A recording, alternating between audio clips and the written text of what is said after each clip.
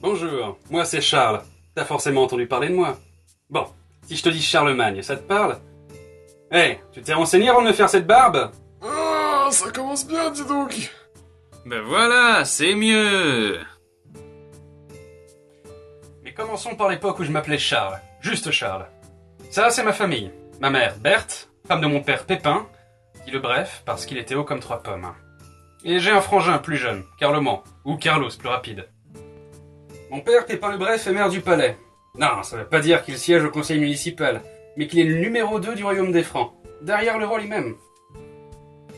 Mon grand-père était maire aussi. Charles Martel qu'on l'appelait, pour son fameux swing au marteau, j'imagine. Après, je sais pas, je l'ai pas connu. Ce que je sais par contre, c'est qu'il se présentait comme le protecteur des chrétiens à l'époque, et j'avais bien envie de surfer sur la même vague. Bref, et oui, c'est bien de mon père que je parle. Il devient roi des Francs en 751 après avoir viré le dernier descendant de Clovis, un mérovingien si vous préférez. On va faire bref sur lui, mais en gros c'est pratique, il m'a bien préparé le terrain, et maintenant il n'y a plus qu'à. L'occasion de briller se présente enfin pour moi en 768, quand Pépin a un petit souci. À l'époque, la loi salique, héritée des Mérovingiens, oblige le souverain à diviser son territoire équitablement entre ses enfants. Donc oui, le vaste territoire des Francs, j'en ai que la moitié. Et Carlo a le reste. C'est inadmissible. Moi, je veux la Gaule tout entière. Ma mère, Berthe, aime pas trop quand je me chamaille avec mon frère. Mais en même temps, lui, il fait rien qu'à jouer avec mes jouets. Maman, dis-lui de me le rendre. Mais bon, en 771, je perce au cher Carlo. On m'a demandé si j'avais quelque chose à voir là-dedans. Mais je lis en bloc et en détail. Et si j'étais là, je dormais.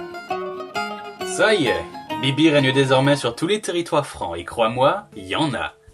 Mais c'est toujours pas suffisant, mon appétit est sans limite. Et j'ai plein de possibilités. La première occasion se présente enfin en 774. Didier, le roi des Lombards, décide d'attaquer le pape Léon III. Mais moi, je suis un bon chrétien, et j'aime pas qu'on attaque le souverain pontife. Donc, j'interviens sans réfléchir, et je déboulonne sagement tout le royaume de Didier pour l'intégrer au mien. Roi des Francs, roi des Lombards, j'aime bien les couronnes. Et même si j'ai qu'une seule tête, j'ai un gros crâne. Justement, il y en a une autre qui me tend les bras, la Saxe. Widuking, le roi, est un adorateur de Thor, et donc il est pas assez chrétien pour moi. Et il faut que ça change, de suite. Pour ce faire, on détruit un de leurs lieux sacrés, Irminsul, et on construit une église à côté. Ah, je me sens mieux. Mais eux, beaucoup moins. Tu as eu tort. Et pendant 30 ans, ils vont pas me lâcher. Tu as eu tort. Enfin bon, j'ai quand même le temps de sortir voir des amis. J'en ai un en Espagne musulmane, Suleyman, qui veut surtout pas prêter allégeance au nouvel émir venu d'Orient. Un peu trop entrepreneur... Ah, excusez-moi. Allô, Souley, ça va? Sur le dis voilà. Ok, c'est bon, panique pas, j'arrive. Alors jetons un œil à la carte de l'Espagne. Bon, on traverse les Pyrénées pour le rejoindre. Et on en profite pour conquérir Barcelone tant qu'à faire. Mais les Saxons, ces gros rancuniers, lancent une énorme révolte de l'autre côté de mon territoire. Je suis obligé de faire demi-tour pour les calmer. Je verrai Souley une autre fois, il a qu'à se débrouiller. En retraversant les montagnes, mon loyal neveu Roland se fait prendre en embuscade par les Basques. Et la partie s'arrête là pour lui. Peut-être qu'en Bavière, j'en baverai moins. En plus, mon oncle Griffon était roi là-bas. C'est un bon prétexte pour accrocher une nouvelle couronne à mon gros crâne. Et comme on est à côté, on rajoute la Carinthie aussi, en bonus. Qu'est-ce qui peut bien me manquer? Ah, je sais, une capitale digne de ce nom. Et je sais où on va la construire. On va l'appeler Aix. Ah, et ouais, je sais, on va construire une grande chapelle, et du coup on dira Aix-la-Chapelle. Et on mettra une académie aussi, pour former les serviteurs, et tout, et tout. Et puis j'aime faire les choses bien. Ça me suffit pas de conquérir tout ça, il faut pérenniser maintenant. Je vois ça d'ici. Un grand réseau d'écoles religieuses dans tous les diocèses de mon royaume pour former un clergé compétent. Qui apprend le latin, le vrai. Ça va être génial. Et ils vont coucher toute l'histoire sur le papier, à commencer par la mienne. Avec des projets comme ça, je peux te dire que le pape m'a à la bonne. Surtout qu'en 799, les Saxons ont majoritairement rejoint l'église. Qui l'eût cru? Ok, je signe. 800. Noël approche. J'adore les cadeaux. J'espère que je vais avoir une nouvelle couronne. Léon III est vraiment cool parce qu'il m'offre la meilleure de toutes. La seule qui soit digne de mon gros crâne. Bon, je me mets pas à genoux d'habitude. Mais là, c'est spécial. Parce que je suis couronné Carolus Magnus Imperator Augustus. Charlemagne, empereur d'Occident. La méga classe. Et il commence à me dessiner une barbe. Je sais pas pourquoi. Là, je crois que je suis au calme.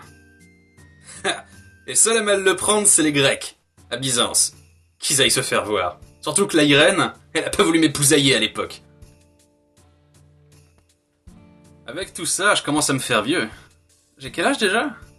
Ah ouais, quand même. 60 couronnes. Balai. Ouais, de toute façon, je sais pas compter. Va falloir que je nomme des successeurs. C'est tout trouvé. J'ai 4 fils, mais il y en a un, je l'aime pas. Donc il aura rien. Reste donc 3 si j'ai bien calculé. Mon fils Pépin aura le royaume des Francs, et Charles, non pas moi, mon fils, aura l'Italie. Et Louis, il prendra ce qui reste. Un plan ingénieux. Mais le problème, c'est que Pépin et Charles meurent avant moi, en 810 et en 811. Reste plus que Louis, du coup, non? Bon, tant mieux pour lui, il a tout gagné alors. En 814, il est temps de passer le flambeau. J'ai 70 ans. Fait rare pour l'époque. J'ai tout gagné. J'étais presque immortel. Aux autres de s'amuser maintenant. Et mon fils sera le premier des 18 Louis.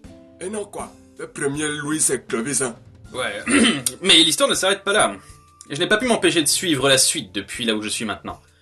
Mon petit Louis a vécu longtemps aussi, et en 843, 3 ans après sa mort, ses fils Charles, Lothaire et Louis se partagent l'Empire. Louis II récupère la Germanie, Lothaire l'Italie et la Francie médiane, et Charles II la Francie occidentale. C'est dommage, il y avait une belle union à fructifier. Et aujourd'hui, les nations françaises et allemandes m'appellent toutes les deux papa. Mais ça, c'est le test qui le dira. Vous êtes bien sur le répondeur de Charlemagne, je suis actuellement décédé, veuillez laisser un message après le bip sonore. Hein?